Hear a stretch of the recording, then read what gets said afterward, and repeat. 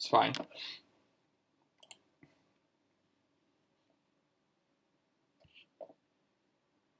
I'll just make sure it's up and running and then we'll make a start.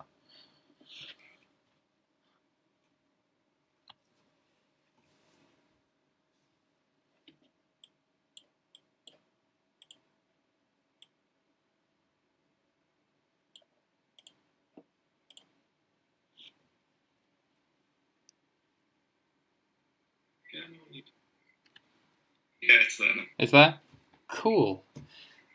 Okay, so we'll make a start then. So I'll mute myself. That's fine. No worries. Okay, cool. So I hope everybody can see the live stream. If you can't, I should be live streaming on Discord and also on YouTube. So if you follow the YouTube link, you should be able to watch my screen, and you should also be able to watch it on Discord as well, hopefully. Hopefully everything's working all right. So I hope everybody's okay. Welcome back to the next session that we're going to be doing on Game Fruit. So the plan is, over the next couple of weeks, we're just going to continue to add bits and pieces to our games that we've been working on or started working on last week.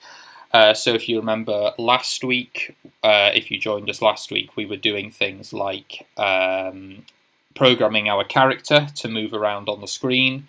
We were setting up our background so that we could have the background follow us throughout the rest of the game as we move through the map.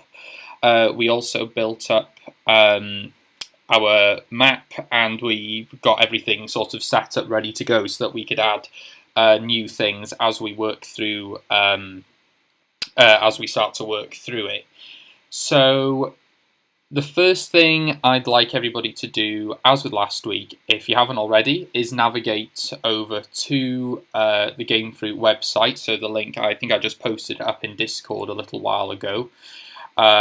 So if you could all navigate over to Game Fruit and then import the games that you were working on last week, or if you've created an online account, then open up the saved games that you were working on last week, so that you've got that up and running. If you haven't, or if you're new to the stream, and you want to sort of, and you haven't had a chance to catch up on where we were doing things last week, I've posted, as you probably have seen in the general chat, I've posted up a template, which is it's a template of what I was working on last week. So it contains sort of everything up until and including last week's content. So you're welcome to import that into Game Fruit and work on that version if you haven't got your own. You will see, and you can probably see it on my screen currently, in the bottom left corner, there's actually like a grey text box that says another user owns this project. We have cloned a copy for you. That other user is me, so you're more than welcome to use it. I haven't got a problem with that at all. Sadly, you can't close that box, but if it is, it shouldn't be too much of a problem. It shouldn't get in the way that much. So remember, if at any stage throughout the session you need a hand with anything, if there's anything that you're stuck with, pop a message into the Discord. Andrew, Joe, and I are all online again, like last week. And also, or if you prefer to chat to us, we're also in the TechnoClub voice channel. So if you do need a hand with anything, or like I said last week, if I'm going too fast, or if there's anything that you want further clarification on, just let me know in the live stream, and we'll be fine. Oh, does the box just disappear? Click and swipe, and the box disappears. Okay, brilliant. That's great. Thanks, Alex. That's fantastic. Okay, good. So, if everybody is up on Game Fruit and has got their games all loaded in, we'll make a start. So, the stuff that we're going to start with this week is actually a couple of bits and pieces that came up during last week's session. that people wanted to have some help with, because we weren't sure how certain things worked. And so what we were going to do was, or what I'd like to do to start off with, is cover how we can get those things to work. So I remember someone asked how we can create water to sort of act more like water. Now, I've been doing sort of like bits of research around that to try and find out if there was anything that we could do with it. And it turns out that there is one thing that we can do to sort of get our water to act more like actual water and not just kind of like a platform. So to start off with, we'll go through how we're going to implement that. So if you go to an area on your map that you'd like to add the water to, so I'm going to go to this section over here on my screen, what we're going to do is we're not going to use the water tile, because the water tiles, if you're using a tile in GameFruit, you can't actually set any scripts to them because they're just like fixed objects.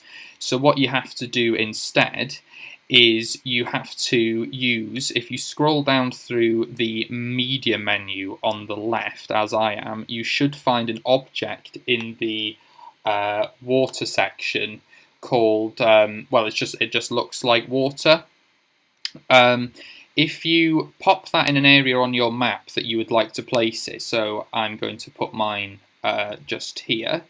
Make sure you're clicked on the objects layer, because you need to be on the objects layer in order to get in order to pop it in, because this is an object. I'm going to click and drag my water object, and I'm going to place it here. Now I am going to stretch it out a little bit so that it looks so that it kind of covers the full width of the area that I've filled. And what we're going to do is we're actually going to attach a script to this water object, and also to we're going to add to the playable character script, so that we're actually able to get our character to react to the water. So to begin with, we're going to add a script to this water object. So what I'm going to do, I'm going to go right click on that object, and I'm going to click on add script, and we're going to get another one of our blanked scripting pages. And the idea is that when we're going to use an event called when created, so as soon as the level loads up and the water object is loaded in, this script will activate. And we're going to say when it's created, we want to add a tag to the script under sensing that says add tag name on myself, and we're going to put that in there. Now I'm going to call my tag for my water object water, okay, if I could spell, and that's now going to mean, like before, like we did last week, that the tag name of water is being associated with that object. Now I remember someone asked me last week, can we, I remember someone, I think they wanted to add their own tag names to things, and I said that you couldn't do that. It turns out that you actually can add your own tag names to things. They don't have to be specified tag names.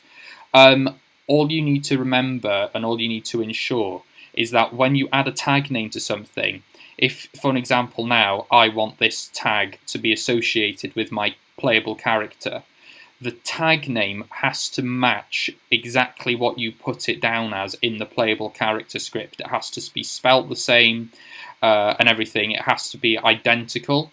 As long as it's identical, it will do exactly what you want it to do. So you can call your tags whatever you want, okay? It's just they have to match between each script, okay? And what we're also going to do with this particular object is we're just going to use a physics block, which is set immovable true. So if you scroll down through the physics menu, you should see a block called set immovable true. Now if you don't put this block in, what that's going to cause is it's just going to mean as soon as you stand on that object, it's just going to fall because it's not been set to being immovable. So what we're going to do to begin with, this is all that we need to do for that water variable, okay? So I'm going to close that script now and I'm going to save it, and I'm just going to call it water, okay? But again, it's up to you what you call it, as long as you can remember what it does. And I'm going to hit save, and we should see now that that little jigsaw piece in the top right of our object has now got it's now changed color because it's now got a script attached to it. So what we need to do then, once we've done that, is navigate back over to our playable character, okay? Because we now need to tie the script that we've associated with the water object to the script that our playable character has, okay? So what we're going to do, like last week, we're going to right click on our playable character and we're going to say edit script for character. And we're just going to load that script in, and you should see that everything that we did last week is still very much in place.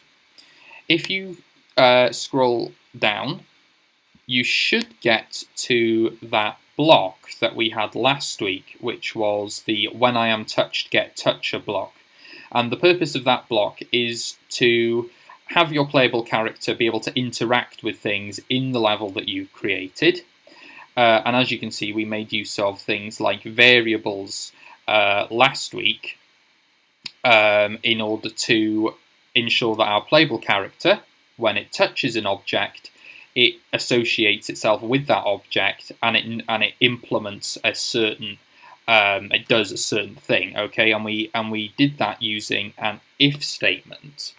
So in case you don't remember what an if statement does, we'll just go through that again. I'm sure a lot of you are already familiar with what an if statement is, but I've got a diagram here to kind of demonstrate what that if statement does. So we use if statements a lot in programming because it's really, really fundamental that you can tell the computer that if a certain condition is true, then the computer can do something.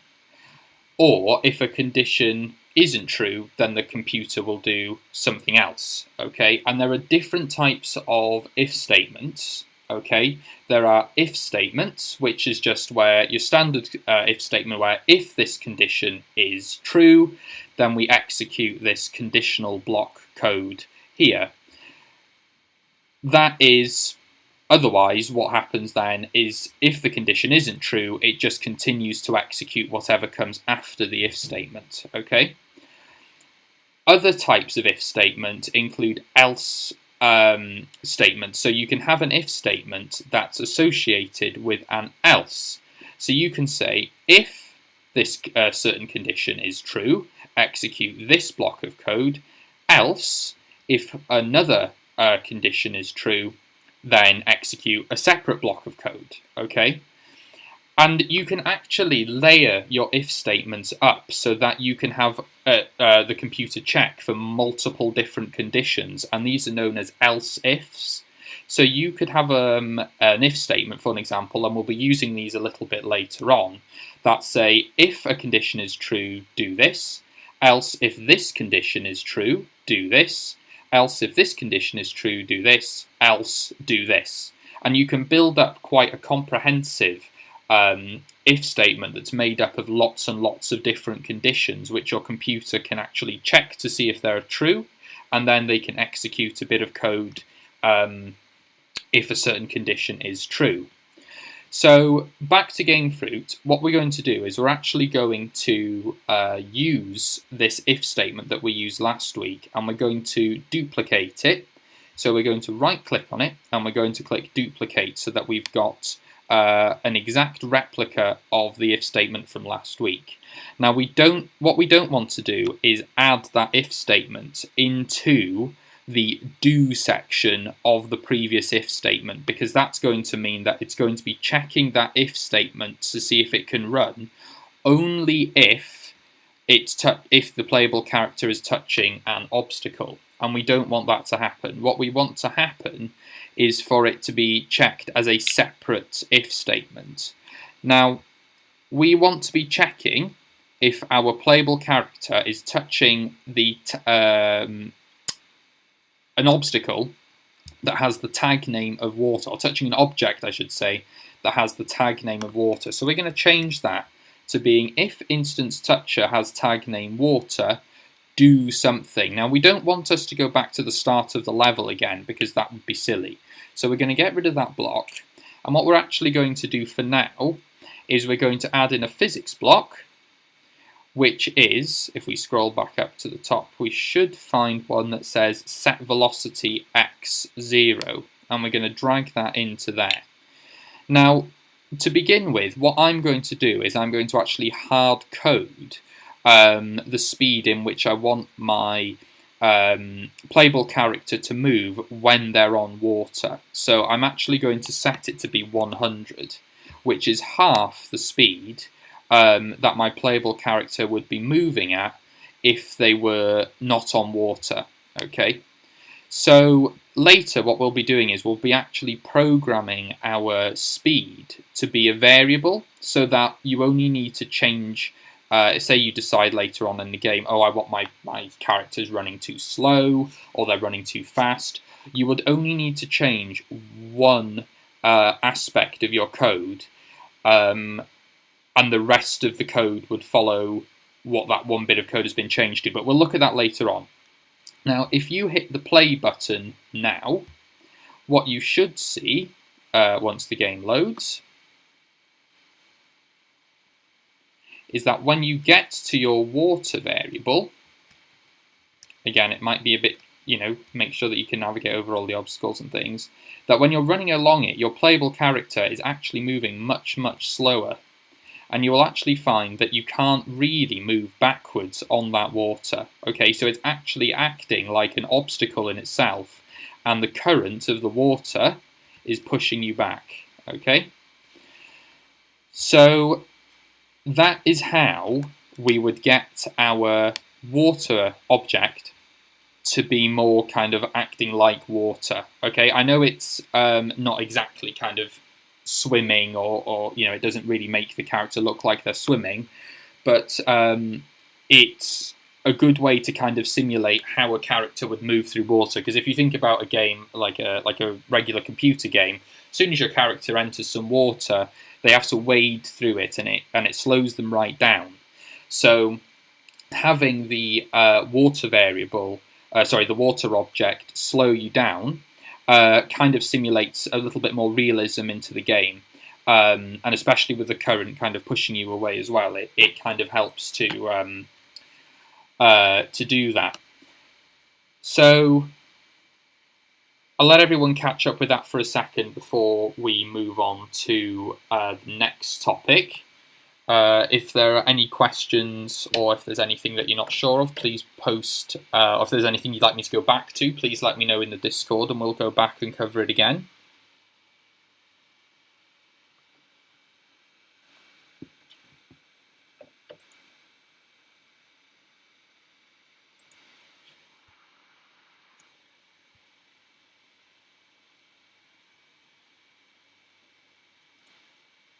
Okay. So, I think we're all good to carry on. So, in that case, what we're going to move on to now is actually something that also came up last week. It was, I think it was a question that someone had, which was, how do we prevent the character from continuing to jump whilst they are in the game? Because if we play the game now, one thing that we can see is that our playable character, if we keep hitting the up button, the up arrow key, you'll see that they will keep jumping. So just learning about how to use doors and keys is definitely something. We won't be doing that this week, but it's certainly something that we can look at doing in a couple of weeks' time, if that's something that you're interested in learning. Doors and keys are definitely something that we can do soon. I've made a note of that actually, so that we can kind of start looking at that later. It's not something that we'll be doing this week, but it's certainly something that we can look at doing maybe next week or the week after or something like that. Okay, so we'll definitely look into that. So like I was saying, with the up arrow, if you keep pressing the up arrow, what you'll see is that the character can continue to jump in midair. And we don't really want them to be continuing to jump in midair because it doesn't really simulate realism in a game. Because when you're jumping in a real computer game, the character doesn't continuously jump as you're moving along. So what we're going to actually do is restrict our character to only being able to jump once as the game goes, as you're playing the game. Okay. So back into that character script again, we're going to go down to this section here, which where last week we programmed what would happen when the up arrows are pressed on our keyboard, okay?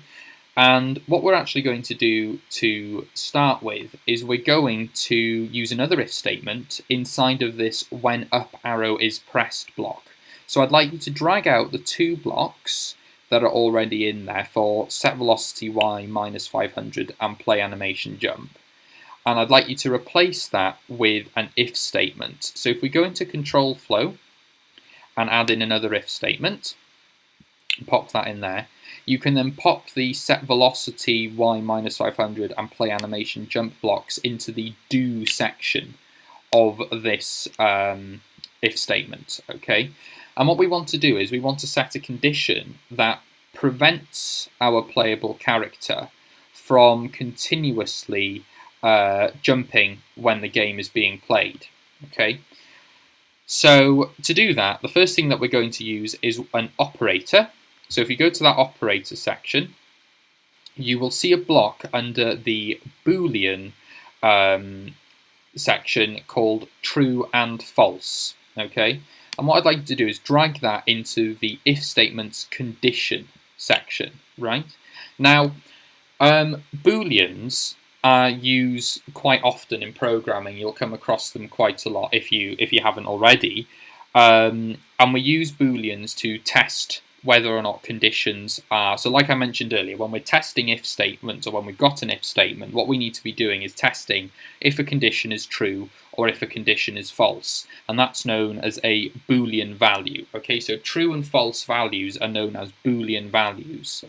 And what we're going to be doing in this if statement is actually testing if there are multiple conditions that are true in order for this bit of script in the do section to actually execute. Okay, we need to check if there are several conditions that are true. So this is where this and section comes in. And if you've used Python before, you will probably have noticed that the and condition can actually be used in Python. So you can use and you can also use or in Python as well. So you can get your computer to check if this condition is true and this condition is true, then execute some script. Or you could use the or condition that says if this condition is true or if this condition is true, then execute this script. For the purposes of this particular block, we're going to be using and because we need to be checking if both conditions are true in order to execute a certain bit of script. Okay, so what we're going to actually get from the operator section is another block, and it's going to be the Boolean equals block.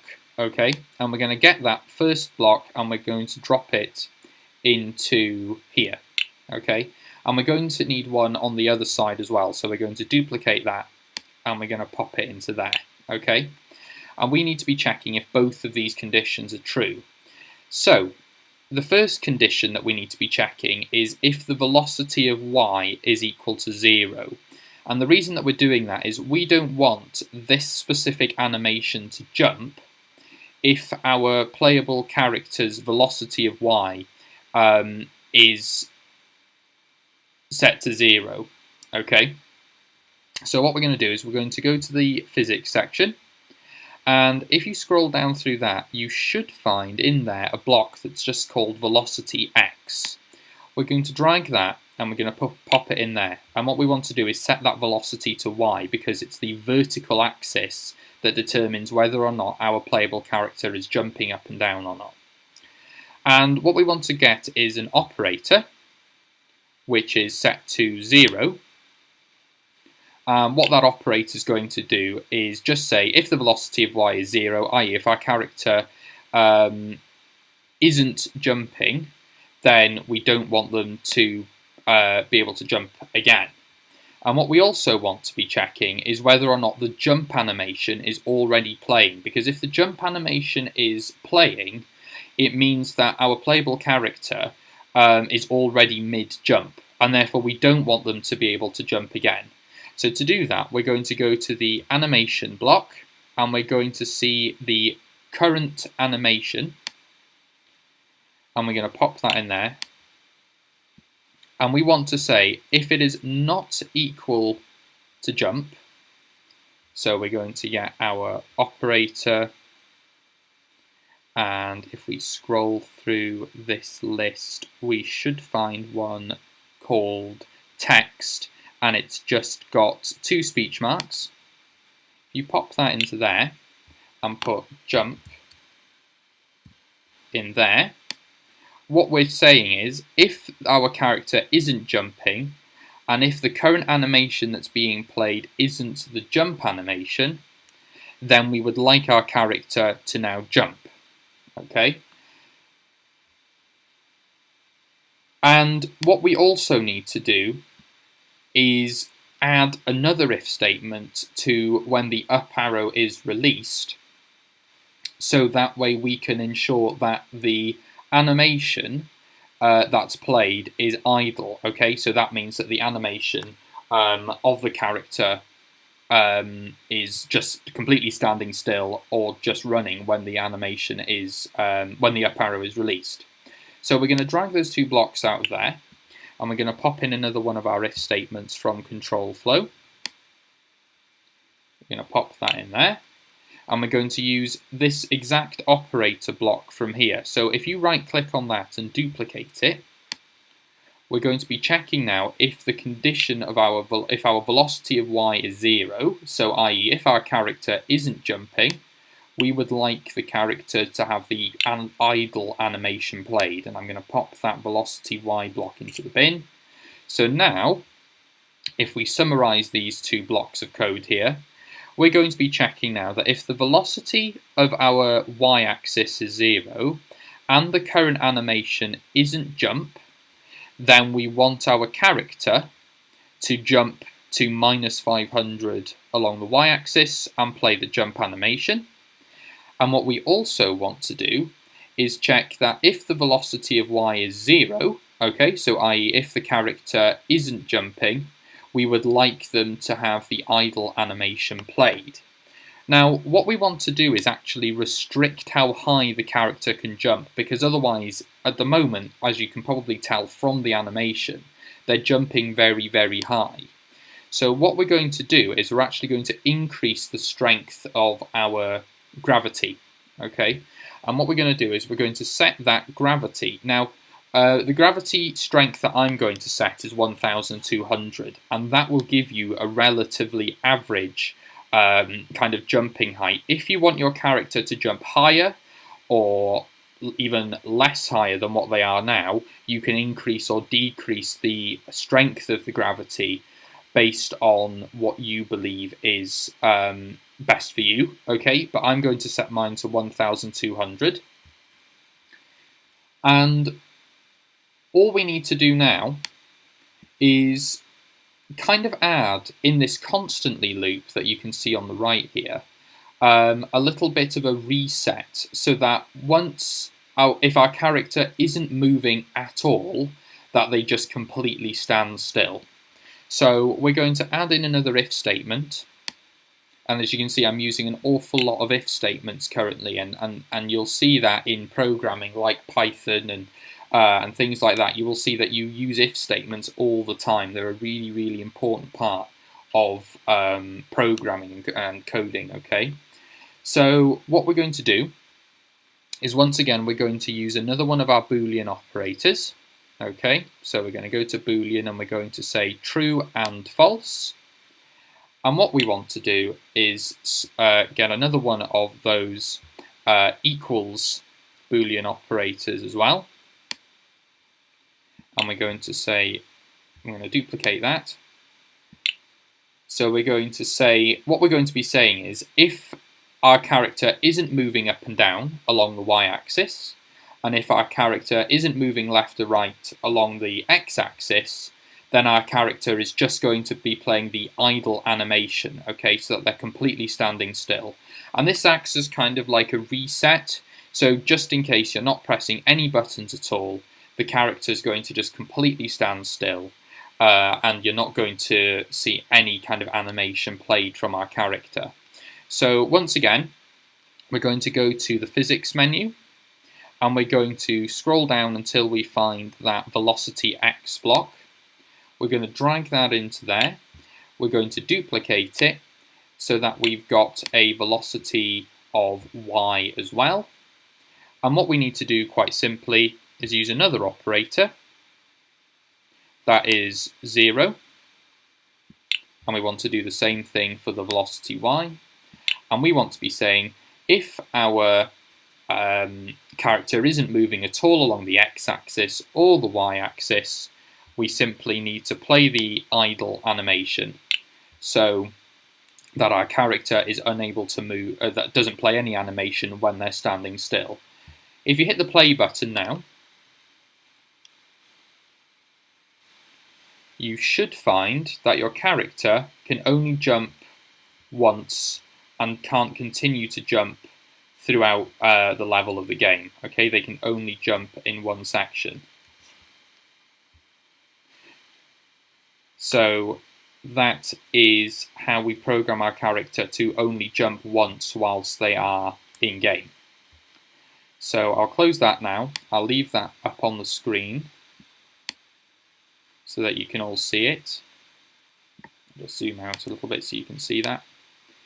I'll let everyone catch up for a few seconds and then we'll carry on once we're all back in the same place. Remember, if you have any questions, pop them in the Discord chat and we'll be happy to help you out where we can.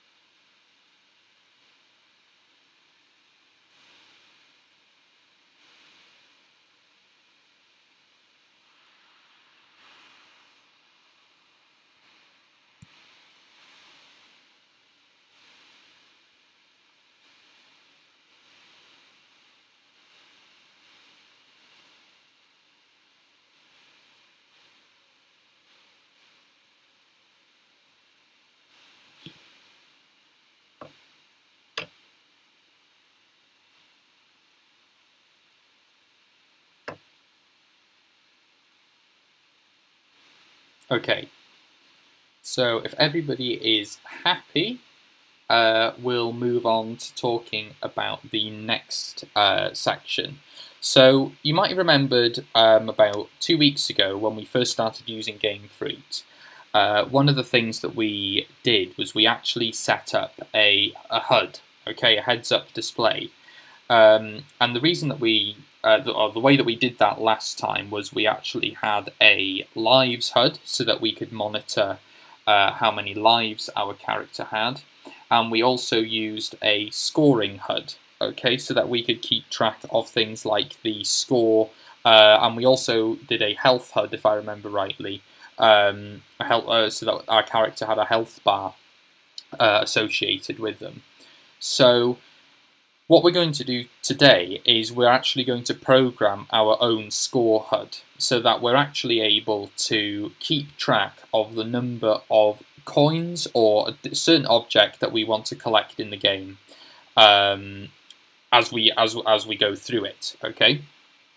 So what we're going to do is I'm going to go back to my game, and you should find that in the menu in the media menu on the left of the screen, if you scroll up to a section called collectibles, you should see a whole list of items that you can include in your game that you can actually collect as you play through it.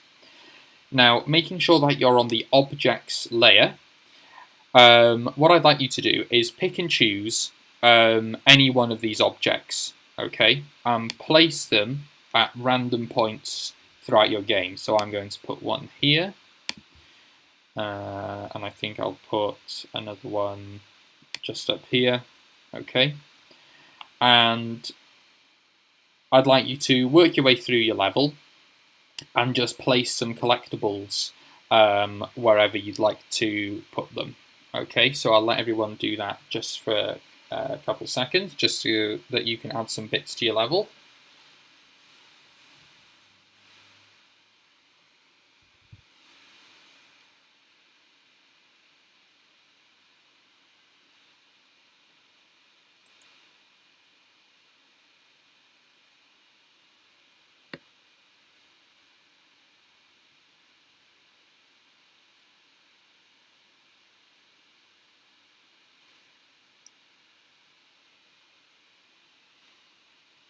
Okay, so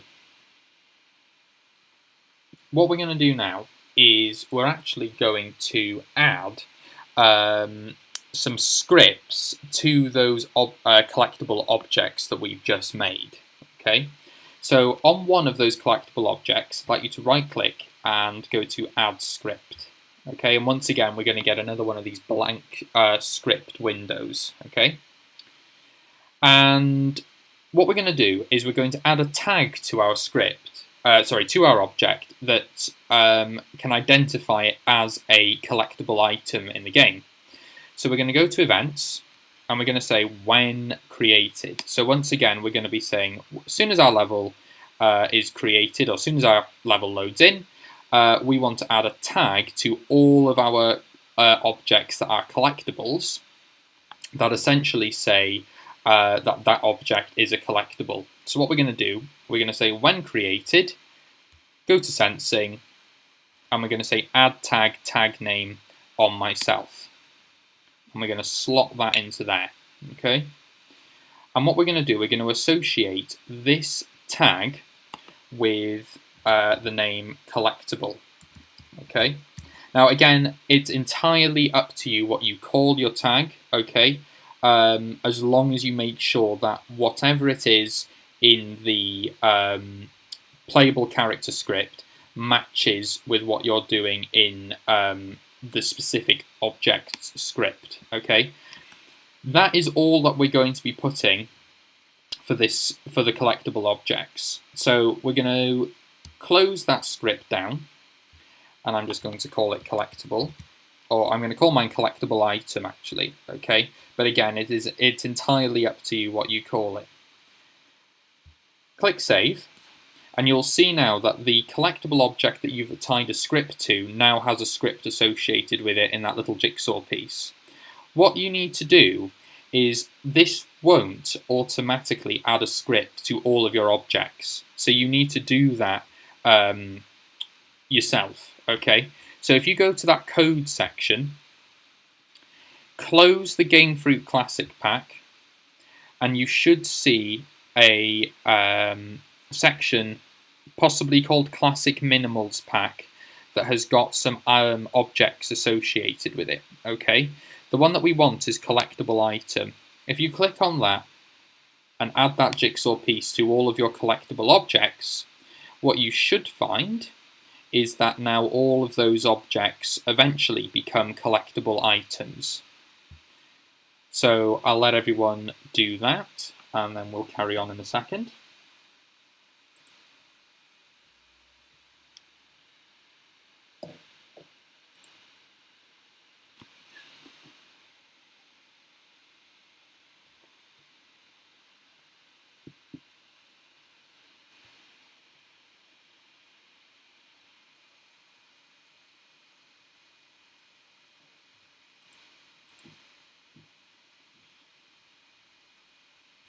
I'll leave the script up on the screen just in case you didn't get a chance to see it.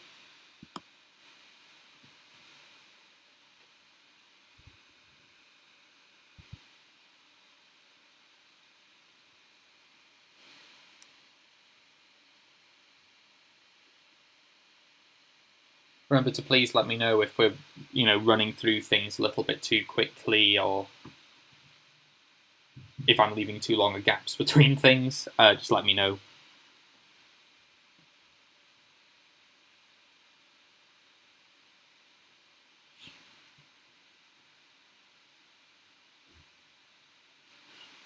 Okay. So once we've added this script to our collectible objects, we need to tell our game what needs to happen to those collectible objects as we touch them in the game, okay?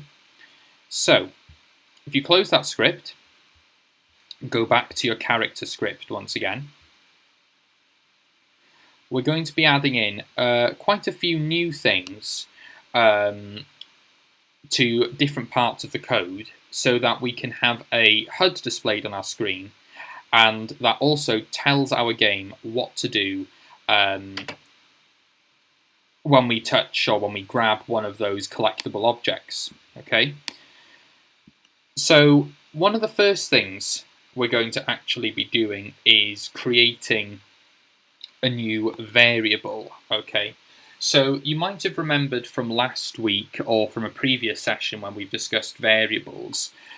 On a computer, what you can do when you're programming a bit of code is you can actually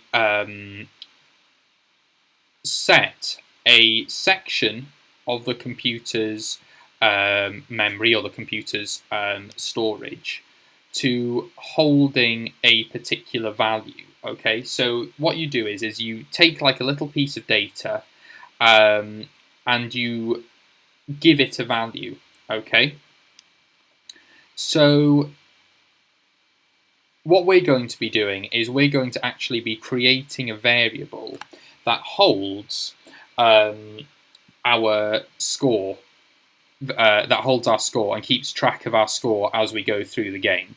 So we're going to go down to the variables section, and we're going to be creating a new variable. Okay, so if you click on that, what I'm going to do is I'm going to name my variable score. Okay, and I'm going to give it the type of number. So this particular variable is going to be a number, and you'll find in programming languages such as Python and things like that, variables can be all sorts of different things. So they can be lists, they can be strings, which are lines of text, they can be numbers. Okay, so you can have a variable can hold so many different types of data. And what we're going to be doing is we're going to be creating a number variable which monitors our score. So we're going to create that. And when the level starts, we want to set our score variable, if I can get it to drag in, to being 0. So we're going to use one of those 0 operators again. Okay. And we're going to pop that in there. So now, once the game loads up, every time we restart the game, our score variable is going to be 0. Okay, so that is now what we're going to do there. And what we also have to do is we have to create a text field. Okay, and the idea behind doing that is that so that there's something that's displayed on our screen at all times, which will keep track and display how many of our collectible objects we've picked up as we've gone through the game. So the easiest way to do that is by actually using this draw menu, and you should find in there a block called create text field with text blank. Okay, and you should see that one under the text section. I'm going to drag that in, and I'm going to put that into when the level starts. So what I'm going to put in those speech marks is actually the number 0. So what I'm saying now is, as soon as our game starts, our score variable, okay, that piece of memory that's holding our score value, is going to be set to 0, and the text field that's going to keep track and display how many collectible objects we have is also going to be set to 0. Okay. Now, you may remember that when we produced our HUD a few weeks ago, we actually had to specify where exactly on our screen our HUD was going to be displayed, okay? Because otherwise it's just not going to appear at all on the screen, and it's just going to, and you're not going to be able to see it. So we need to actually say where exactly on our screen is that HUD going to be displayed. And what I'm going to do is I'm actually going to get it to follow my camera, okay, the playable character's camera, throughout the game in the top left corner of the screen. So we're going to use a transform block to do that. And we're going to say set X position of myself to 0. We're going to pop that in, and we're going to make sure once again that that's not part of that previous if statement, because otherwise it's only going to be displaying the HUD when the character is standing still, and we obviously don't want that to happen, okay? What we want to be happening is we want it to follow our playable character as we move through the game. So we're going to need 2 of these blocks, because we're going to need one for the x-axis and one for the y-axis. Now, we don't want the playable character... Now, what we can see is that at the top of that constantly loop, there's actually a block that says center camera on myself, and that is following the playable character throughout the game.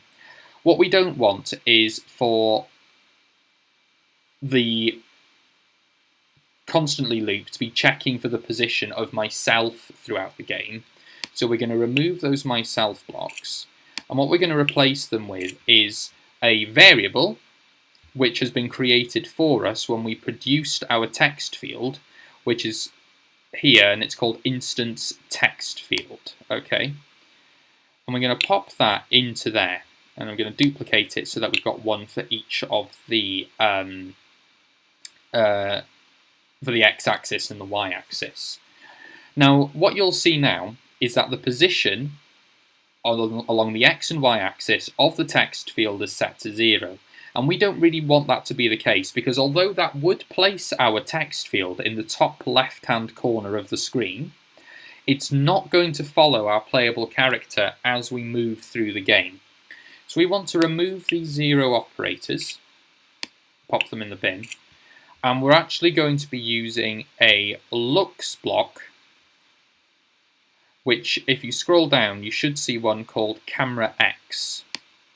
We're going to take that and we're going to put that in there, and we're going to duplicate it so that we've got one for camera X and so that we've got one for camera Y.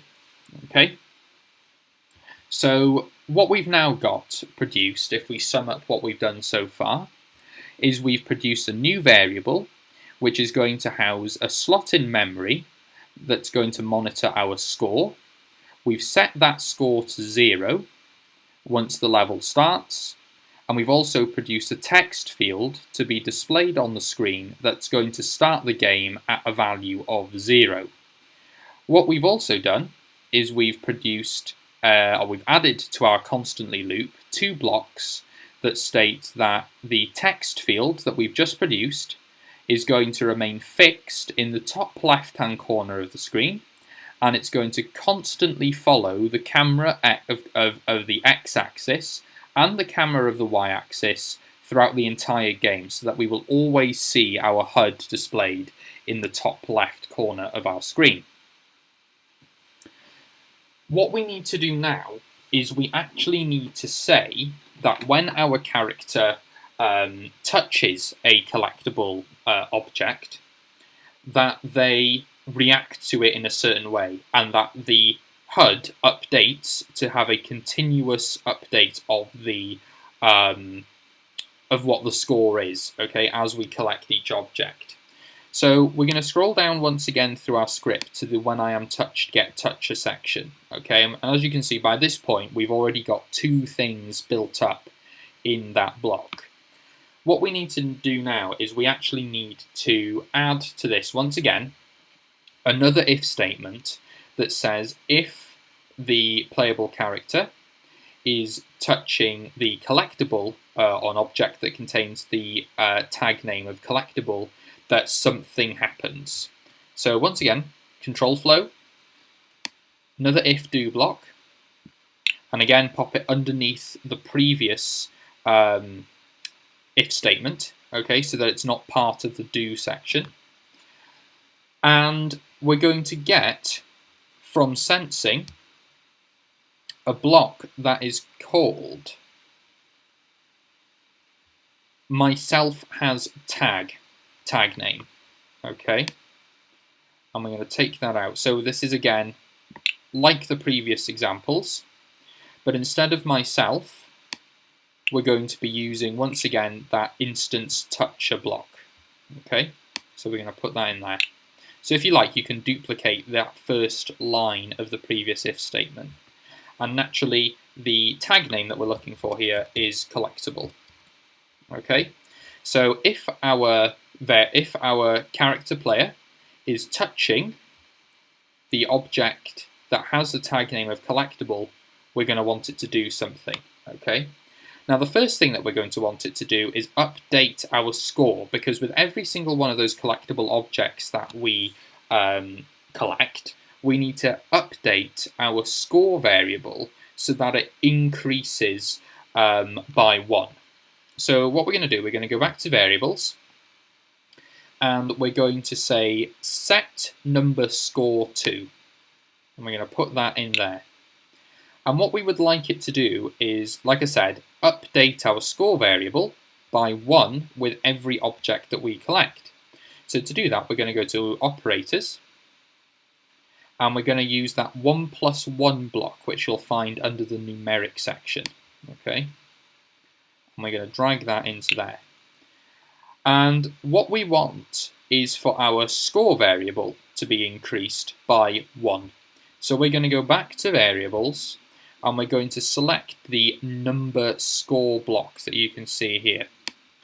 And what that's going to do is with every time we touch the collectible, the score variable is going to get increased by 1. And this is also something that's quite common in programming, okay, is we will have things like counters, and the counters that you can use in programming are really, really handy for doing things like having your loop only run a set number of times. So you could have something like a counter variable that sort of said every time, you could have maybe like a while loop, for an example, that says while my count variable is less than 5, run a few lines of code.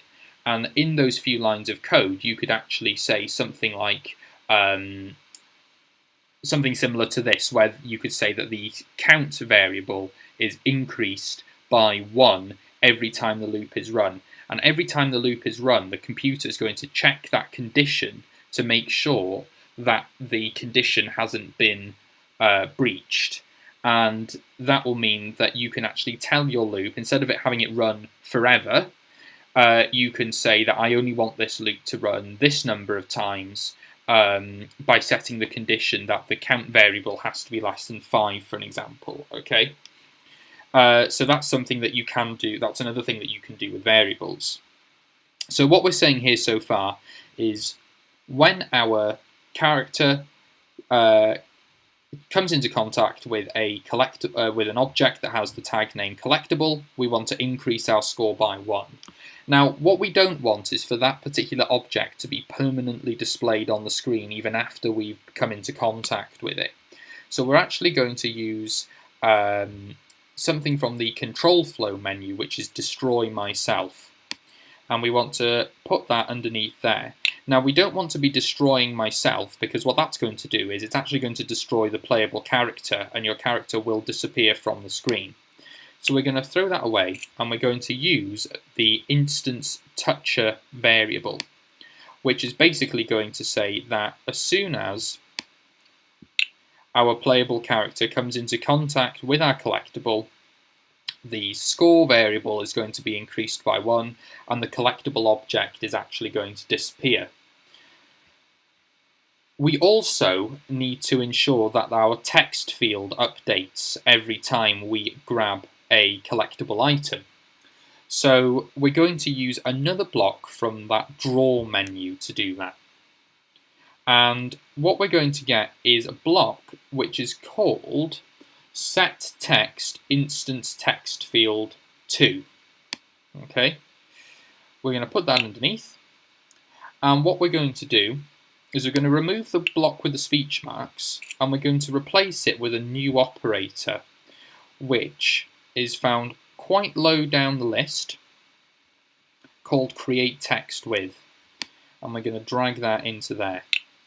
So that way, when our text field, or when we come into contact with a collectible, that text field, okay, that we produced at the start up here, when the level starts, we created this text field. What we want to happen is we want to set the text of that text field to our score variable. So we're going to use that number score block again from variables. And we're going to add that into there. So, to sum up that section once again, what we're going to do, every time our playable character comes into contact with an object that has the tag name of collectible, we're going to set the score variable to being increased by 1. We're going to destroy that collectible object, and the text field that we produced at the start of the level is going to be updated with the value of the score variable. Okay, so I'll let everyone just catch up with that, and then we will test it out. Hello, it's Daisy. I'm back. Hi Daisy, you alright? Have you got caught up with us, or are you... I'm just watching the stream at the moment. That's fine, no problem. If you have any questions about anything, remember just to come into the voice chat or the text chat, and then we can help you out, okay? Okay.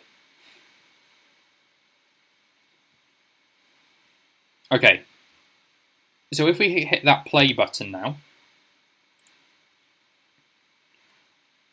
what we should find when the game loads is that in the top left corner of our screen we will now see the number 0. And if we go into our objects, you will see that the score variable increases by 1 every time. Just run it again so that you can see. Jump over that, and you'll see that my score variable, every time I get near a collectible object, it increases by 1. Okay.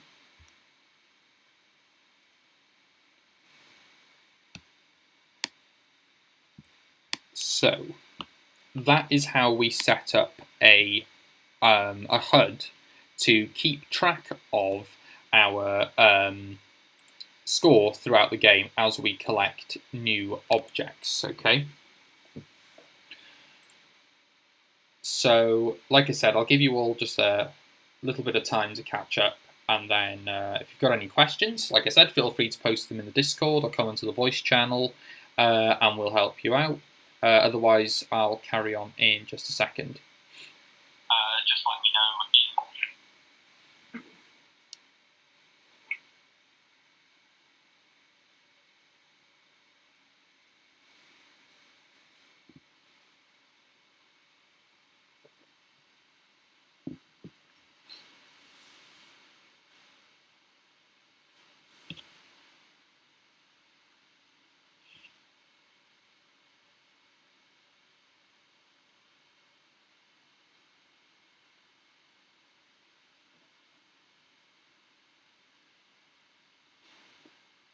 Okay, wonderful. So,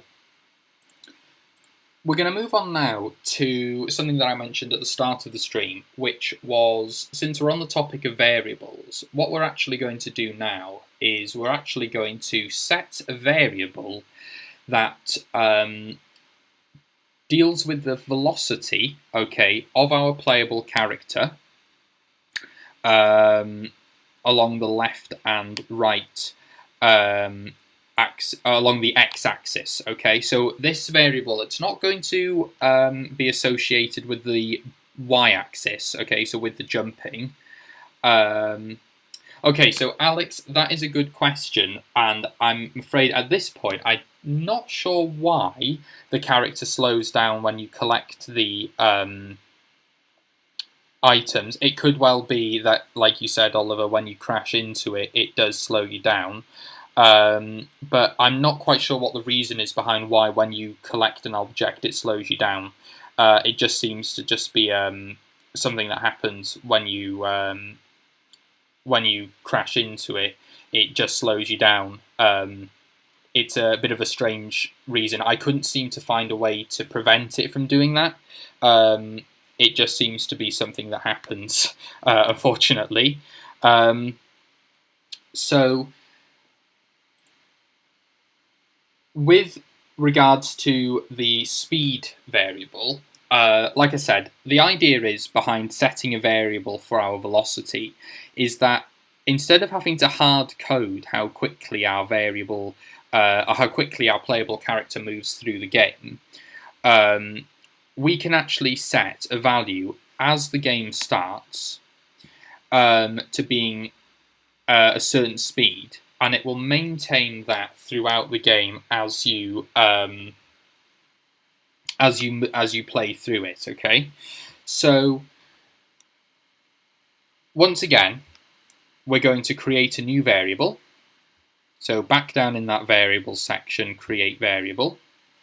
And what we're going to do is I'm going to call my variable speed, and I'm going to make it a number variable. Once again, it doesn't matter what you call your variables, okay? That's kind of the good thing about a variable, is that you can call it whatever you want. It's kind of considered to be quite good practice for you to have a variable. When you name your variables, it's good practice to call them something that's related to what it's holding, just so that you can keep track of what that variable is there for. Because if you say you were working on a bit of code and then you came back to it in a couple of days, you might forget what the purpose of that variable was. So calling it something that's related to what it's holding is useful for keeping track of things in future when you come back to a bit of code. So I'm going to call my variable speed, and I'm going to make it a number, okay? And I'm going to create that variable. And what I'd like to do when the level starts is I want to set the number of my speed variable to what it is in the game currently. So you can probably see at the moment that in the game at the moment I've set the velocity of my character to 200, okay, and when the right arrow is pressed, and negative 200 when the left arrow is pressed, so that they move in the opposite direction. What I'd like to do is set the number of my speed variable to 200. So I'm going to use another one of those operators, and I'm going to set it to 200, so that when the level starts, the variable that's holding my speed is going to be 200. Okay? So what we now need to do is tell the game that when the right arrow and the left arrow is pressed, the speed of our variable, the velocity of our character is set to the variable that we've produced at the start of the game. So under when right arrow is pressed and when left arrow is pressed, I'm going to remove the two operators that are holding the velocities in which the character needs to move. And what I'm going to do is I'm going to go to variables, and I'm going to say numbers, and I'm going to use that number speed block, and I'm going to associate that with the velocity of x. So what I'm saying now is when the right arrow is pressed, I would like my playable character to have its velocity set to whatever I set it to when the game started, which was 200. Now, because of course the left arrow needs to be a negative value so that the playable character moves in the opposite direction, we need to use another one of our operators. And we're going to use that 1+1 operator again to do that. And what we would like to do is have our speed variable multiplied by -1. So now, whatever the speed variable is, the velocity of the x-axis when the left arrow is pressed is going to be the speed variable multiplied by -1, which is obviously going to make it the exact same value, but it's going to be negative. Okay?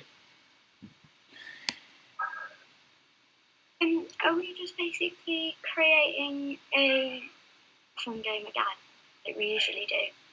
We are, yeah. So that's right, Daisy. So what we're doing is we're adding on to what we were doing last week.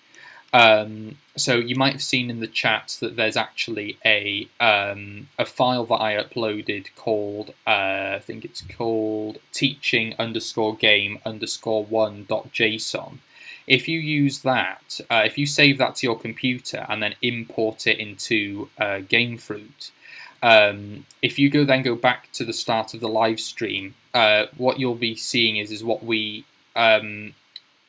adding on to what we did last week. So that file that I've uploaded contains everything that we did last week. So this week we're just building on top of what we were doing last week. And that's what we're kind of going to be doing for the next couple of weeks now, is we're just going to be adding on and adding new things to our games every week for the next few weeks, just so that we can build up a really cool sort of platformer game.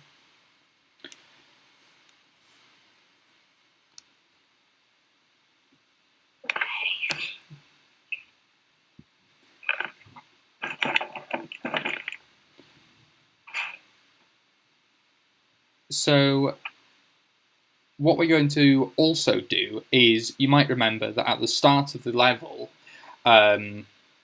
we actually produced we actually scripted our water object to having a reduced velocity when the character walks along it.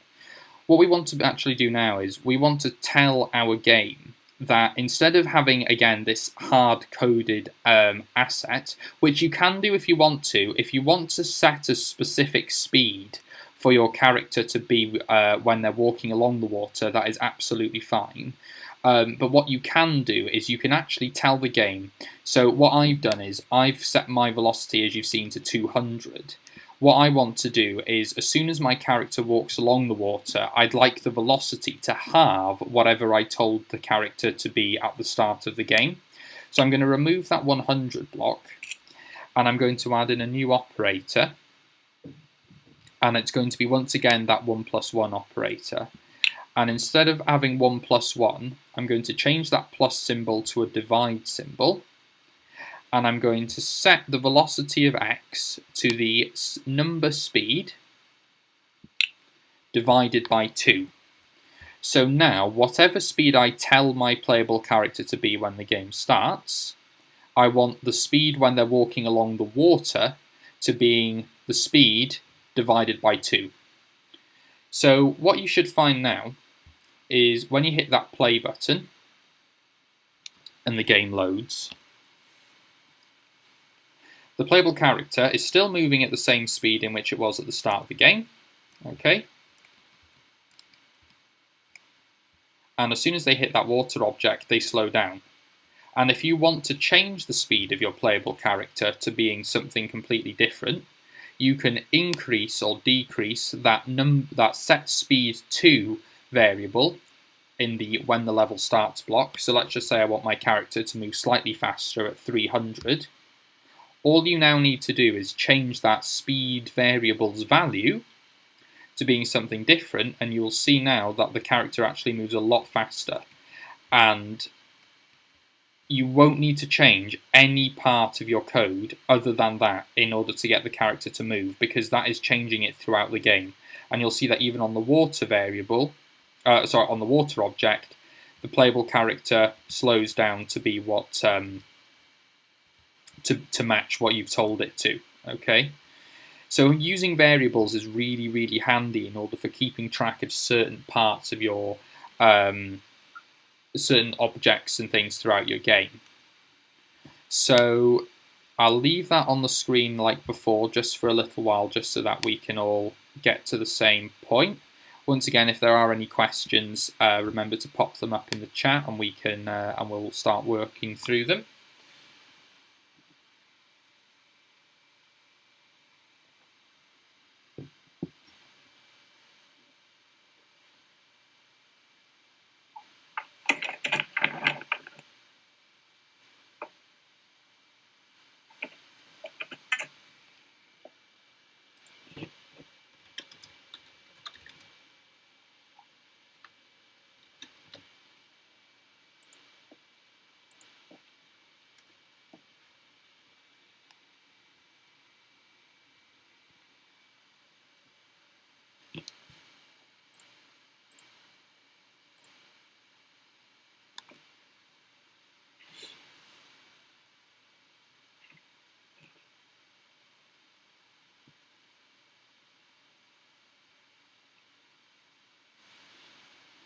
Okay.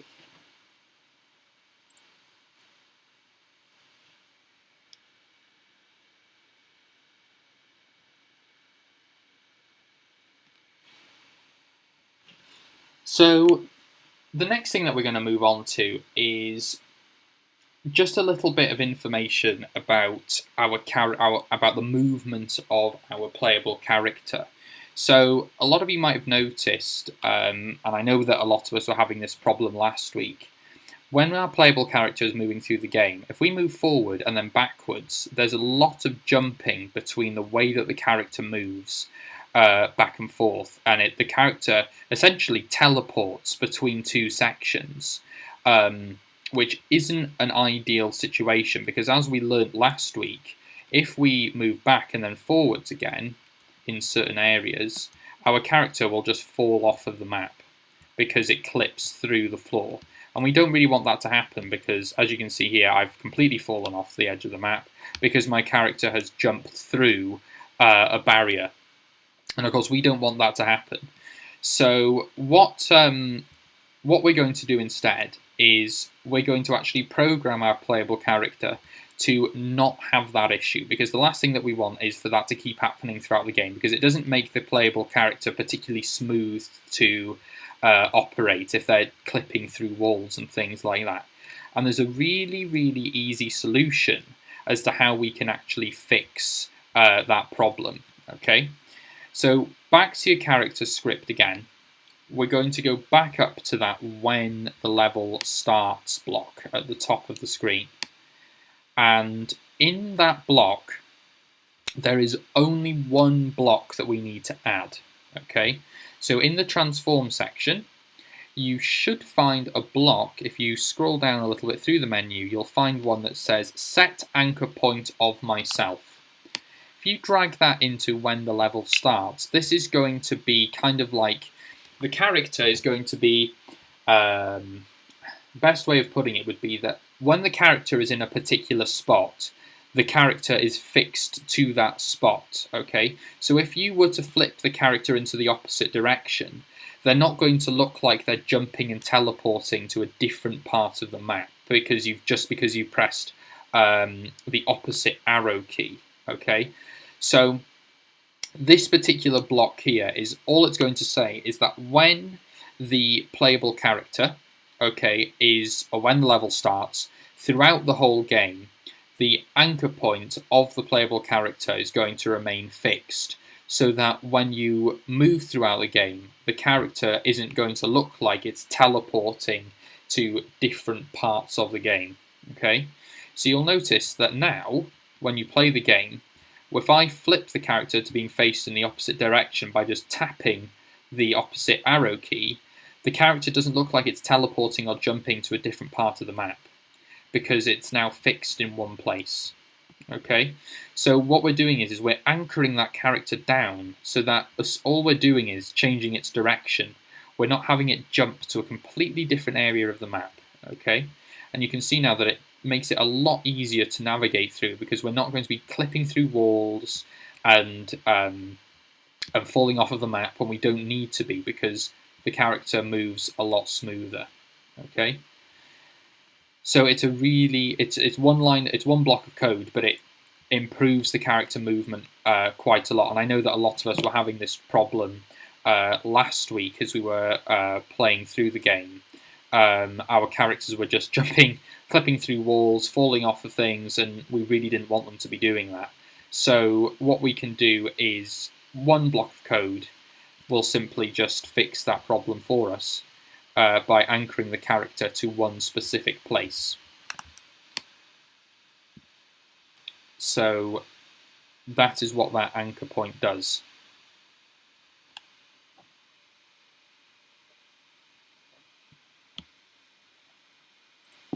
So I'll let everybody catch up, and then we'll move on to what will be the so the next part that we're going to do in a second, once everybody's caught up, is sort of like the last kind of thing that we're going to be actually programming today.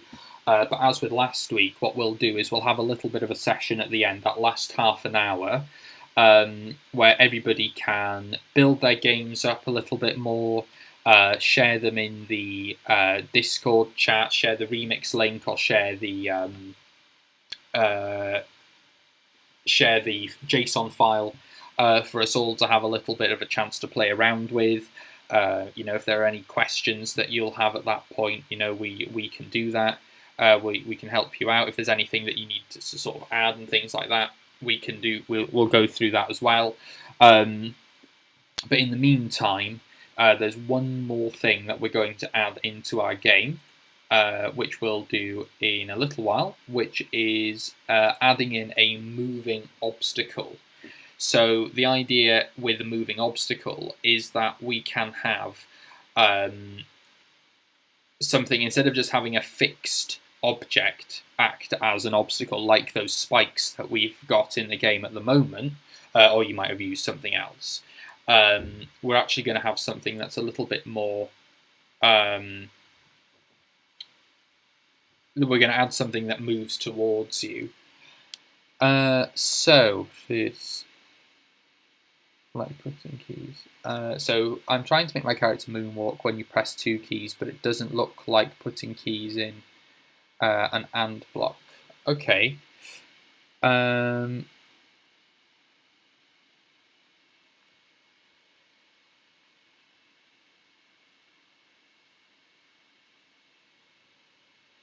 Yeah, so like Andrew said, maybe have it as a different key rather than using a combination of keys. That might work for this if you want to try that.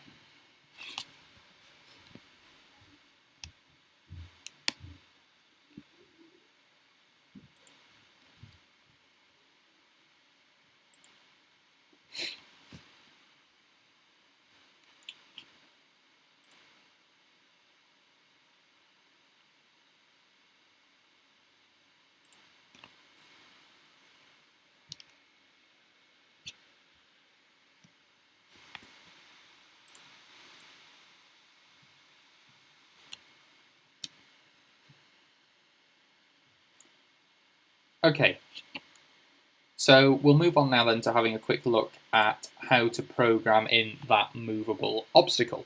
Okay, so I'm going to come out of my character script because we don't need to have the character script open now. And first thing I'm going to do is I'm going to go back onto the left-hand side of my screen to that media tab again. And I'm going to scroll down until I find something that I can act as a movable obstacle. Now, it's sort of up to you what you set, okay? You're welcome to set an object. You can even, I'd imagine if you want to, set one of the obstacles that's already been added in the obstacles menu as being a movable obstacle. But what I'm going to do is I'm actually going to program one of the animals to being a movable object, okay? So whilst, once again, on that objects layer, so it's really important that you're on the correct layer, because the floor layer, it's not going to, if you're on the floor layer, it's not going to work. So make sure that you're on the objects layer. I'm going to add in an animal, so I'm going to use this lobster. Now, one thing that's really important to note is that you have to make sure that there's enough room for your character to move, okay? Because otherwise it's going to bump into things as it moves through the game. So even though these coins are set to getting destroyed when your playable character lands on them, until they are hit by your playable or grabbed by your playable character, they're not going to. They're still going to be a physical object in the game. So I'm going to move my coins around a little bit, and I'm also going to move my spikes forward slightly that I've got here, just so that I know that my lobster has got enough room to move around the map.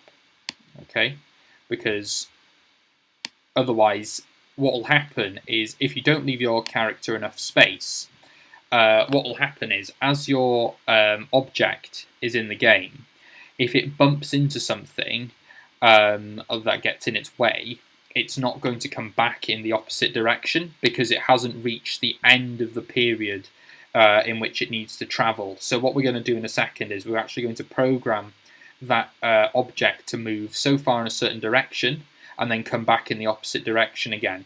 But if the object can't reach the end point, it's not going to be able to come back in the opposite direction because it's not going to understand that it hasn't actually reached the end point of the of where it needs to get to yet. Okay, so once you've added in your animal or object that you want to program, okay, to be your moving object, we're going to right click on it and we're going to once again add a script. So once again we're going to be back onto this blank scripting screen, okay? And first things first, we're going to use an event, which is once again that when created event. So as soon as the level is created and the character is loaded in, a certain script is going to start. And what we want to do is, to begin with, set a velocity, so a speed for our moving object. Now, I'm not going to use the same speed as the playable character because I'd like the object to actually move a bit slower so that it is possible to actually get around it, because if it's moving too fast, you're not going to be able to get past it in time. So I am going to hard code the velocity. So once again, under physics, you should see that set velocity x0 block. We're going to use that. And I'm going to program mine to be around half the speed of what my moving character, my playable character is. So I'm going to say that mine moves at a speed of around 100 along the x-axis. And we're going to add a tag to our moving object that makes it an obstacle. Now you'll remember from last week that we programmed our playable character to have the tag name of we programmed our playable character to react to the tag name. If it touched something with a tag name of obstacle, we told it to go back to the start of the level again. And we're going to do the same thing with our moving obstacle. So we're going to go to sensing, and we're going to add tag name on myself, and we're going to add in the tag name of obstacle. So this, because we're adding in the tag name of obstacle, it means that now we don't need to change any code under our playable character script because it's already programmed to react to the obstacles that we put into the game last week. Okay? So what we need to specify is that our playable character, that our movable object or our moving obstacle has a set starting position, okay? And that set starting position is actually going to be where we've placed it in the game currently, okay? So we're going to be once again creating a variable that keeps track of what the starting position of the moving object was, okay? So under variables, once again, we're going to create a variable. Now you'll see that the variables that we've created under the playable character, they don't exist in this script because those are variables that are exclusive to the playable character's script. So every time you make a new script in GameFruit, you have to create variables that are tied to that specific script. So we're going to create a new variable, and I'm going to call mine, I'm going to call it starting. How adding the water code again? How are we adding the water? Okay, so we'll come back to this part in just a second. I'm just going to save this script for now as moving object.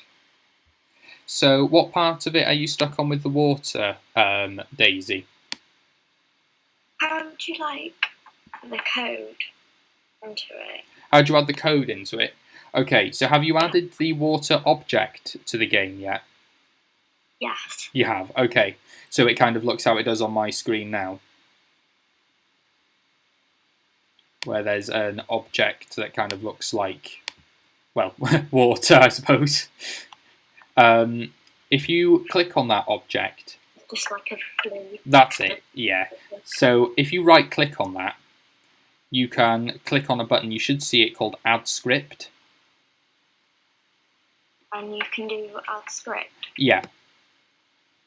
So if you add the script of, if you add a script that kind of looks like the one that's on my screen now, it might take a bit of a time for the screen to catch up, but you should see it eventually. If you add that script to the to that water object, if you go back again on the live stream, you should see that you need to add a little bit of code to the playable character, which makes it react to when it is touching that water object. If you have a look on the live stream, if you go back a little bit, you should see that there's a few lines of code that you need to add to the when I am touched get toucher block that you see in the character script. If you add those lines of code, you should find that your character reacts to the water object. If you're still stuck in a little while, just let me know and we'll go through it again, okay? Okay, thank you. It's all right? Okay, so if we head back over to our moving object, we're going to actually create a variable to, like I said, to monitor that starting position of the moving object. So it's going to be a number variable, and I'm going to call it starting x position. Now you'll notice that when I'm naming my variable, I'm not actually putting any spaces between each word. Now, when it comes to programming in things like C or Python, you'll find that you can't put spaces in the names of your variables because Python will assume that it's sort of like two separate words and it's not one long variable name. So in order to deal with that, we use something called camel case.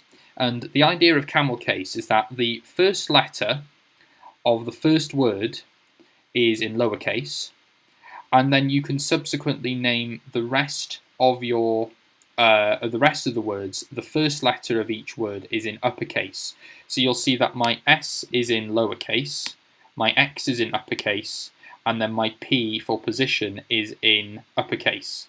So we've got starting X position, and that is sort of like the programmatically correct way to name a variable. Is you would write it in this idea of, it's called camel case, okay, so that you've always got one word, but it's split into three separate words in a way, okay, so it looks like that. So this is going to be monitoring the starting point of my moving obstacle, and what I'm going to do is I'm going to set the number of my X starting position to whatever position my moving object is in now. So under transform, you should see a block that says X position of myself. We're going to pop that on there, and what that's going to do is it's going to say now that when my level is created, the velocity, okay, the speed of my moving object is going to be 100. It's going to have the tag name of obstacle so that my playable character reacts in the same way to it as it does with any other obstacle. And I've got a variable which is being set to the starting position, or it's going to hold the value of the starting position of my moving object, okay? Now, obviously, what we need to have our moving object do is constantly move. Okay, we don't want it to move just the once. We want it to be moving continuously throughout the game. So we're going to be using looping for that. Okay, so like we have used in the past, we're going to use a constantly loop. So this is looping again, is as I'm sure a lot of you already know, is a really important programming concept because it allows us to repeat bits of code over and over and over again. Okay. So what we're going to be doing is using a constantly loop to ensure that our our moving object, constantly moves as the level is being played.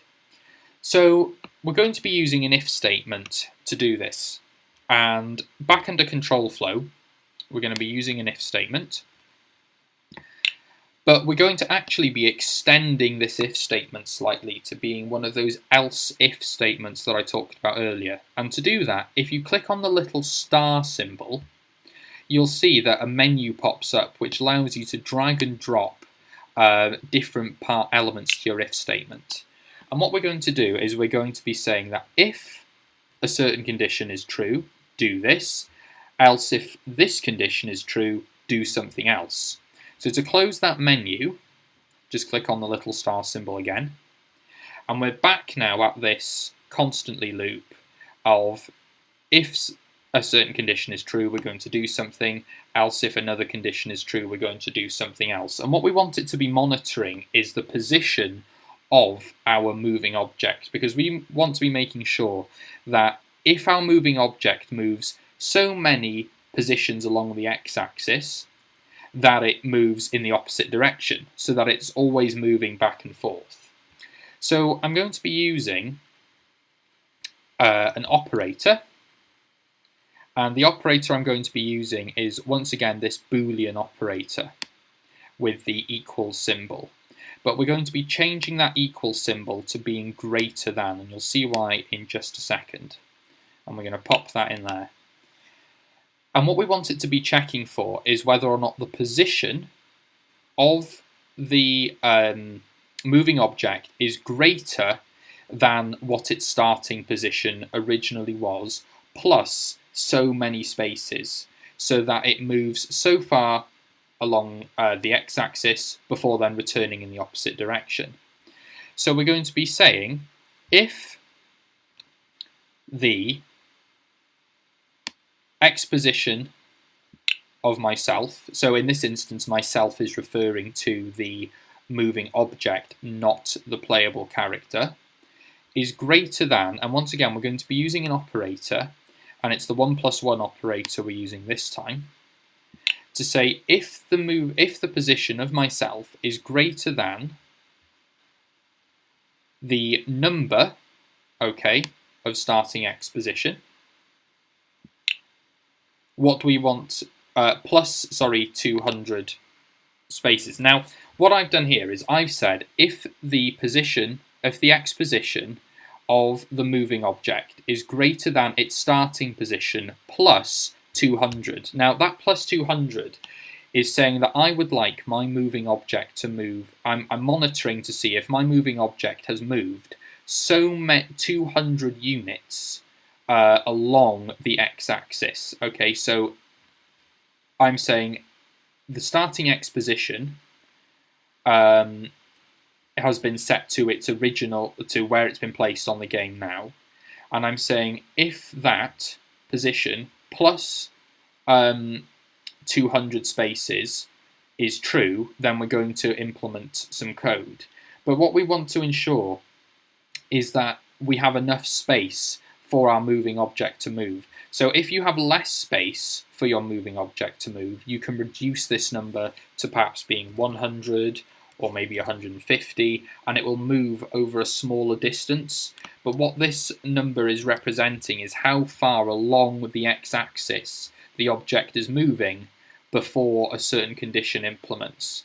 And what we want to be saying is that if it moves so far to the right, okay, so plus 200 units, so to the right along the x-axis, we would like the velocity of our moving object to be negative 100, okay? So what we're saying is if the position of our moving object is 200 spaces to the right of its original position, then I would like it to move backwards in the opposite direction. Okay? Now, of course, we need to make sure that once it reaches its original starting position again, that it moves back to those 200 units, okay, to the right. So once again, what we're going to do is we're going to duplicate the condition of the if block. However, we're going to be changing the operator to being less than, and we only need to state whether or not it's less than the number of the starting position, okay? Because what we want to be saying is, if the position of the moving object is less than its original starting position, we'd like it to move in the opposite direction. So we're quite simply going to use that set velocity x block again, but instead of it being a negative number, it's just going to be a positive number. So we're now saying that it would move in the opposite direction. So if we do a little quick recap of what's going on with this code so that we can have it clear what's going on. When we're creating, when the level is created, we would like our moving object to move at a speed of 100. At a speed of 100. The moving object has got the tag of obstacle, so that the playable character, when it touches the moving object, the moving obstacle, it sets them back to the start of the level again.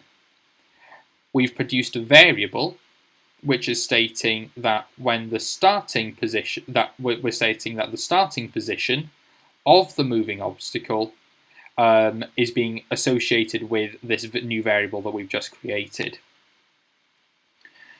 In addition, we've used some looping that says that throughout the period in which the game is being played, we've got an if statement that's saying if the position of the moving obstacle is greater than its starting position plus 200 spaces, we would like it to move in the opposite direction at a speed of negative 100. And else, if the starting position of the object is less than its original starting position, we would like it to move in the opposite direction back to those 200 units. So if you hit play, make sure that you save your this script as something like moving object or moving obstacle or something like that. If you hit play, you should find that you now have a moving object, and you will find that the moving object moves so far in one direction before then returning to another direction, and if I hit it, I'm put back at the start of the game again because it's got the tag name of obstacle. And like if I land on these spikes, you'll see that I get put back at the start of the level again. The same principle is applied to the moving object, so that if you hit it or come into contact with it, it sets you back at the start of the level again. And it will also reset your score back to 0. So that is how you program a movable obstacle in the game. So I'll pop that script back up on my screen so that you can all see it once again. And like I said a few minutes ago, that is all of the scripting that we're actually going to be doing for today. So for the last sort of 20 minutes of the stream, what I'd like you to do is continue to build and add to your level. Make it sort of a bit more unique. Maybe if you wanted to, you could change the background. You could add a few more obstacles. You could add some more of the tiling so that you've got lots and lots of different ways that you could, different places that you can go on the map. Like I said, Andrew Joe and I are all on the live stream currently, so if there are any questions that you have, anything that you're not sure of, please make sure to ask us, and we'll do our best to help you. One thing that I will just quickly recap on from last week is how to, as I'm sure you all know, import and export games and things. So up on the main menu in the top left, there's a file button. If you have an account created with Gamefruit, you can save that account, that game to your online account using the Save Game button. Okay. If you want to call it something unique, you can use obviously Save Game as. If you don't have an online account, or if you want to say download a copy of your game, you can use Export Game, and then when you want to get the game back onto Gamefruit, you can use the Import Game button. The Export Game, of course, downloads a copy of your project in JSON format, not as an actual playable version of the game. So all it will do is it will download a copy of the game's files, but it won't allow you to actually play that game offline. You will have to import it into Gamefruit in order to do so. Remember, if you'd like us to have a go on some of your games, or if there's a particular error that you're finding maybe difficult to explain and would like us to kind of encounter ourselves, there are two ways in which you can share those your game files with us in Discord. So you can either export the game, save a local copy to your computer, and then upload that into our Discord server, and we'll load it on our games on Gamefruit ourselves. Or alternatively, if you click on the green button in the top right corner, if you have an online account, you can save your game, okay, and to your Gamefruit account, and then you can share the remix link with us, so that you're able to actually, so that you can save the game with us. If you've lost, that's okay, Tis. So try pressing the undo button. If that doesn't work, what we'll do is I'll share a copy of the game that we've done today, and then you can at the end of the stream, and then you can add to it as you go along. I'm sorry that happened. That's really inconvenient. Like I said, what I'll do, I'll share a copy of the game that I've been building at the end of the stream, so that all of the code and stuff that we've done today you'll still have access to. And then what we'll do is you're welcome then to sort of add bits to your game like you've done. Like I said, I'm really sorry that you did lose your work. I know it's quite frustrating when that happens. But like I said, I'll share a copy of my game at the end of the stream, so that way you'll all have access to it, and you can add on to it in your own time.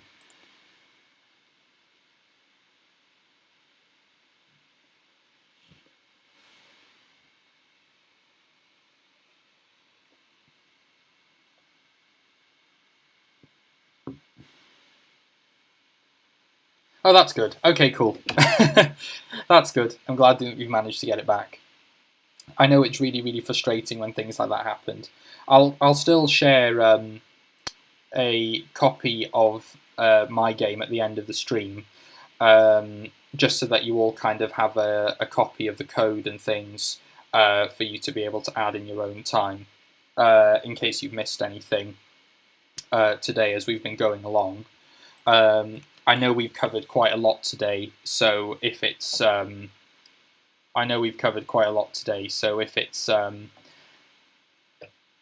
if there's anything that you weren't sure of,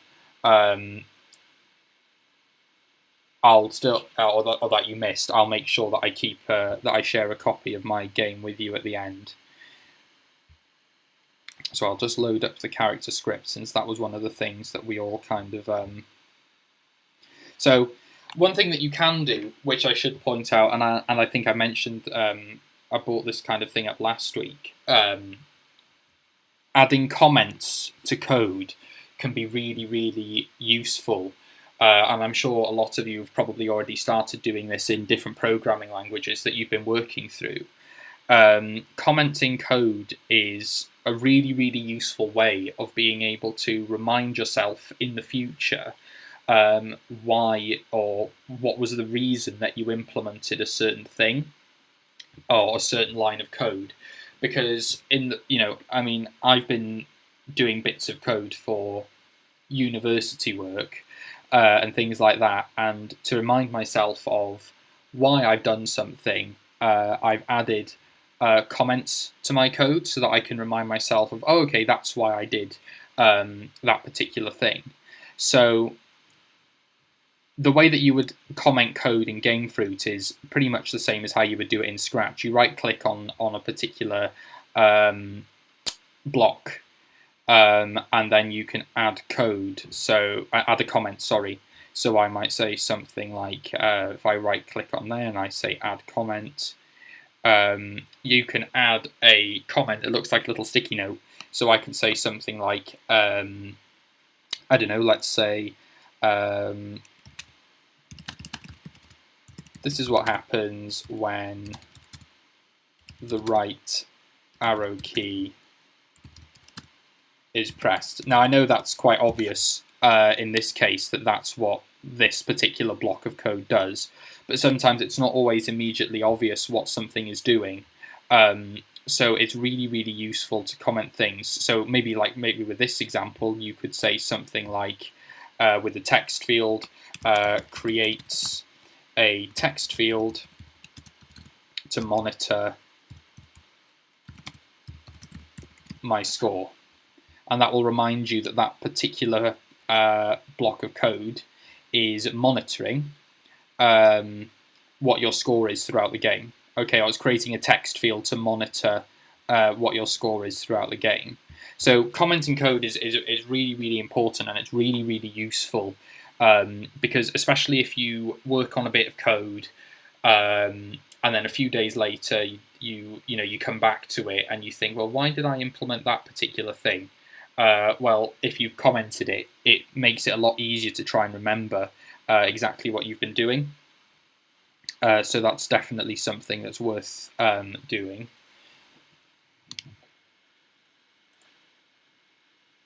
So, like I said earlier, Andrew, Joe, and I were all still around. If there are any questions, please feel free to join the voice channel or pop something in the chat, and we'll be able to help you with it. And please, put screenshots of your games up in the Discord, or share your games with us in Discord so that we can have a go on them. If you've been working on things, we'd love to kind of see what you've been up to, and what new things that you've been doing today. So, like I said, we'll be around for another about 10 minutes or so, just to kind of round things up here for today. So please share stuff for us to have a go on.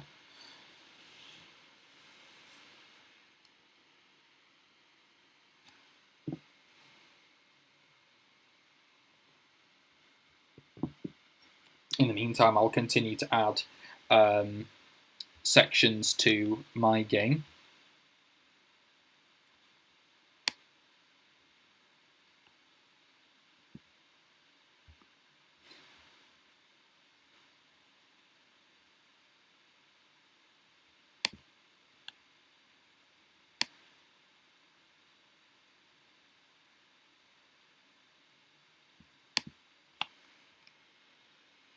I will have a go on your game now, Alex.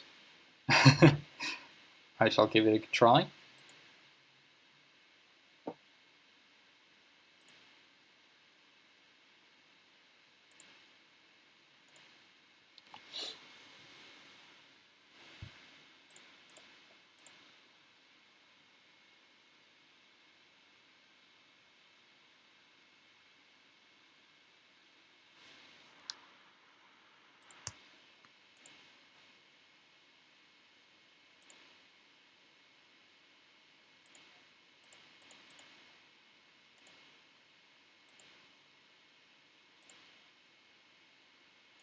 Just loading it up now.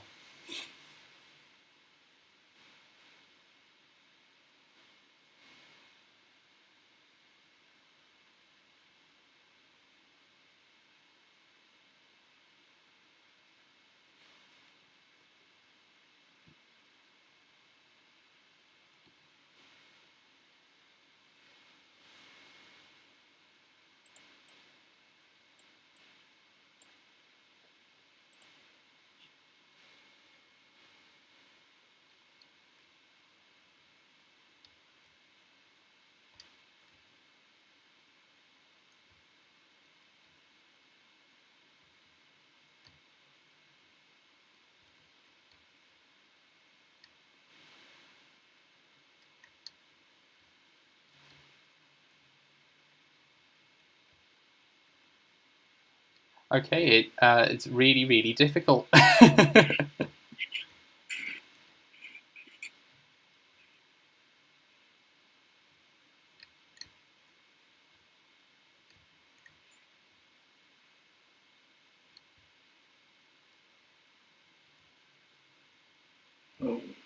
I'm trying it as well.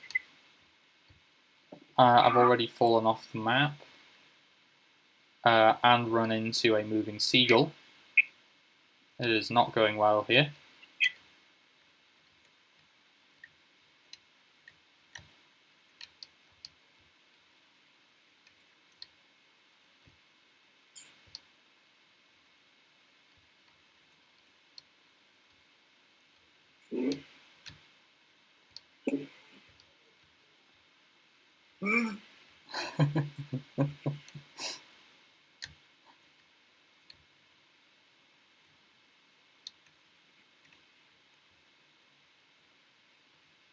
And I've fallen off again. That first bit, do you have to do it? It took you or not? Yeah.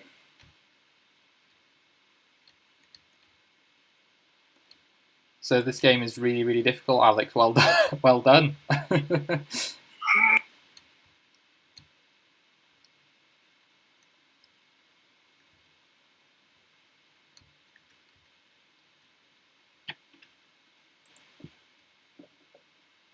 Did you say there wasn't a solution to slowing down? Not from what I could see. I was having issues. I was having the same problem, and there didn't seem to be a fix from what I could see. But I might have another. I might revisit it to try and see if I can find a way to fix it.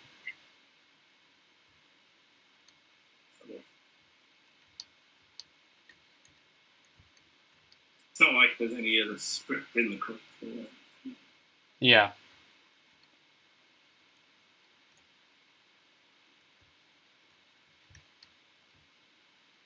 This is a great game, Alex. Well done. This is fantastic work. So, what I'll mention, might as well. Read the comments. What was that, Andrew? Just read his comments.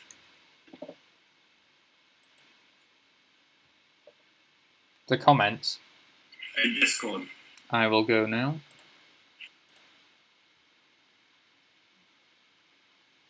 Oh.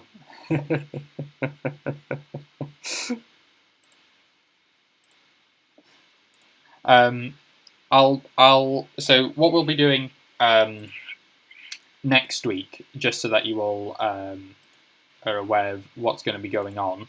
So the plan for next week is we're going to be adding in some enemy AI. So that you might remember from the first week that we did Game Fruit, we had some enemy AI which mimicked what we were doing as the playable character. What we're going to be doing next week is actually programming in our own enemy AI so that we've got that to move throughout the game as well, and we're going to be adding using functions as well, which is something new that we'll be looking at next week.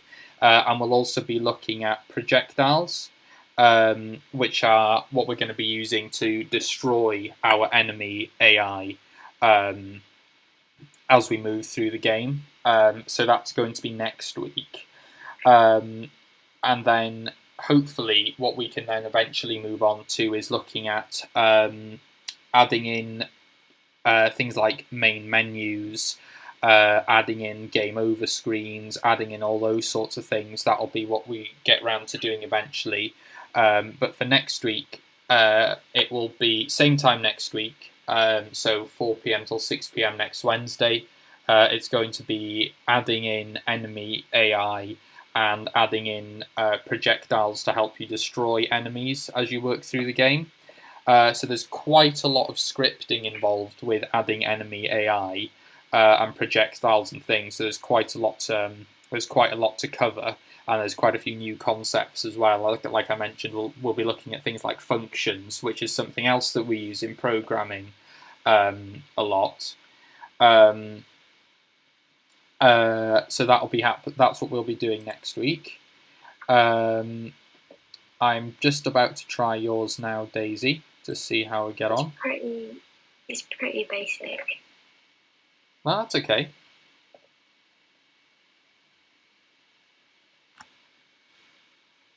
Let's have a go.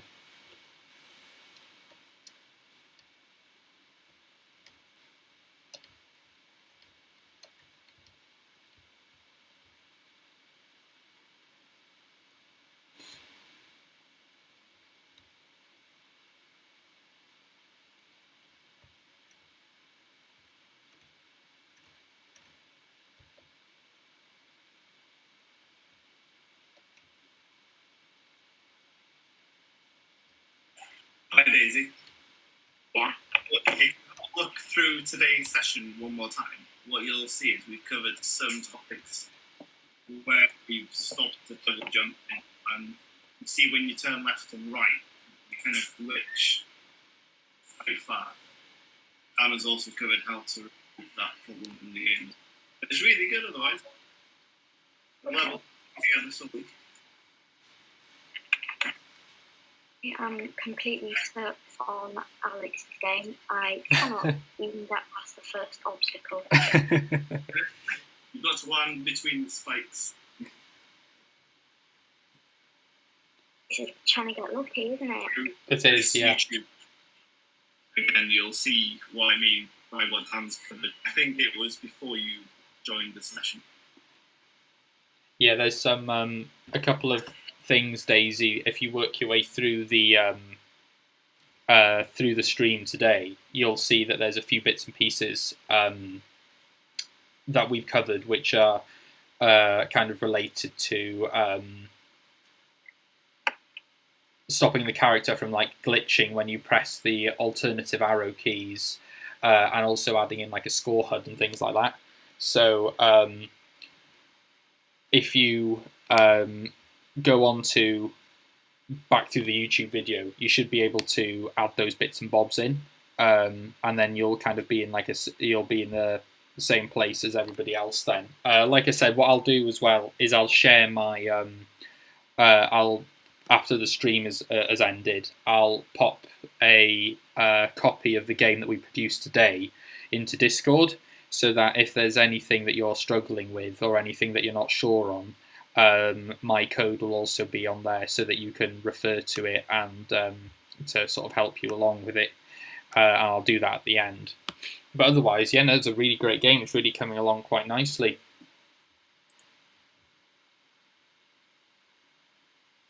So, has anyone got any final things they'd like to ask? Anything they'd like to share over any games they'd like to share over Discord before we finish up for the night?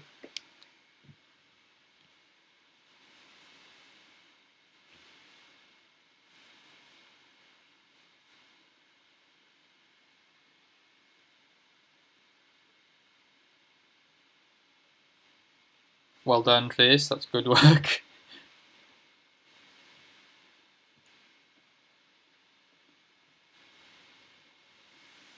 Okay. So, in that case, we'll finish there, I think, for today, if everybody else is happy.